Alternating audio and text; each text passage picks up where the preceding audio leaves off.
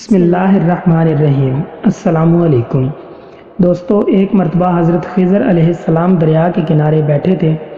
اتنے میں کسی سائل نے آ کر ان سے سوال کیا کہ میں آپ سے اللہ کے واسطے سوال کرتا ہوں، مجھے عنایت فرمائیے۔ یہ سن کر حضرت خضر علیہ السلام پر بے ہوشی طاری ہو گئی۔ جب کچھ ہوش ہوا تو فرمانے لگے، بھائی میں تو صرف اپنی جان اور مال کا مالک ہوں، تم نے مجھ سے اللہ کے واسطے سوال کیا ہے، لہٰذا میں اپنی جان اور ذات تمہارے حوالے کرتا ہوں، تم جس طرح چاہو اس کو استعمال میں لاؤ، بازار میں فروخت کر کے اس کی قیمت سے فائدہ اٹھاؤ۔ چنانچہ سائل ان کو بازار لے گیا اور ایک شخص سائمہ کے ہاتھ ان کو فروخت کر دیا۔ یہ سائمہ خرید کر ان کو اپنے گھر لے گیا، جس کی پشت پر اس کا ایک باغ تھا۔ چنانچہ سائمہ نے حضرت خضر علیہ السلام کو ایک کدال دے کر کہا کہ سامنے والا پہاڑ جو 3 مربع میل رقبے میں واقع تھا، اس کی مٹی کاٹ کاٹ کر باغ میں ڈال دو۔ اور یہ حکم دے کر سائمہ اپنی کسی ضرورت سے کہیں چلا گیا اور حضرت خضر علیہ السلام اس پہاڑ سے مٹی کاٹ کاٹ کر باغ میں ڈالنے لگے۔ جب سائمہ گھر واپس آیا تو اس نے گھر والوں سے دریافت کیا کہ تم نے غلام کو کھانا بھی کھلایا یا نہیں؟ گھر والوں نے جواب دیا کہ ہمیں معلوم ہی نہیں غلام کہاں ہے۔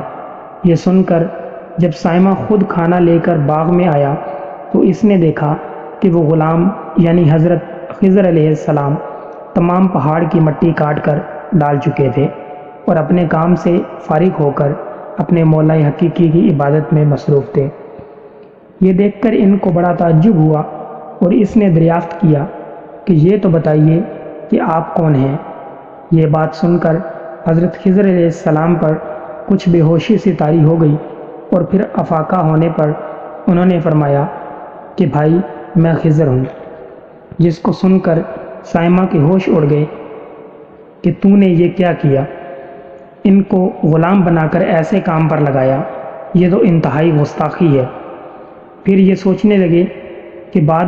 سوچنے کے بعد سائمہ نے توبہ کی اور پروردگار سے عذر خواہی کے ساتھ حضرت خضر علیہ السلام کو آزاد کر دیا اور اللہ کی بارگاہ میں عرض کیا، اے رب العالمین، مجھے سے اس کا مواخذہ نہ کیجیے گا، کیونکہ میں ان کو جانتا ہی نہیں تھا۔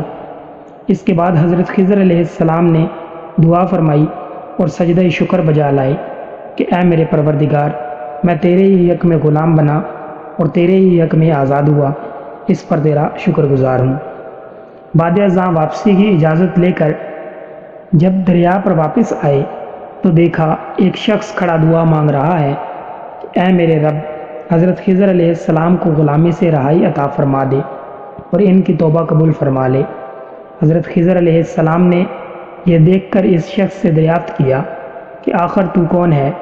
تو اس شخص نے بتایا، میں تو شازون ہوں، آپ کون ہیں؟ انہوں نے فرمایا کہ میں خضر ہوں۔ اس کے بعد شازون نے کہا، اے خضر علیہ السلام، آپ نے اپنے رہنے کے لیے مکان بنا کر دنیا طلب کی ہے، کیونکہ حضرت خضر علیہ السلام کا دریا کے کنارے پر ایک عبادت خانہ تھا۔ بس یہ سن کر وہ فوراً میدان میں نکل آئے اور وہی اللہ کی عبادت میں مصروف ہو گئے۔ اس کے بعد حضرت خضر علیہ السلام نے اس جگہ پر ایک درخت لگایا اور اس کے سائے میں عبادت شروع کر دی۔ اس کے بعد حضرت خضر علیہ السلام نے شازون فرشتے سے کہا کہ اے شازون، دعا کرو کہ اللہ تعالیٰ میری توبہ قبول فرمائے۔ چنانچہ شازون نے دعا کی اور اللہ نے شازون کو برکت سے حضرت خضر علیہ السلام کی توبہ کو قبول فرمایا۔ خدا کے برگزیدہ بندے اسی حالت میں رہتے ہیں جو اللہ کو منظور ہو۔ بے شک ہماری فلاح بھی اسی میں ہے کہ زندگی کے ہر موڑ پر آنے والے ہر پیچ و خم میں ہم راضی رہیں، اللہ تعالیٰ کی چاہت کو سامنے رکھ کر زندگی گزاریں۔ دعا ہے کہ اللہ تعالیٰ ہمیں اس واقعے سے سبق حاصل کرنے کی اور صراط مستقیم پر چلنے کی توفیق عطا فرمائے۔ آمین یا رب العالمین۔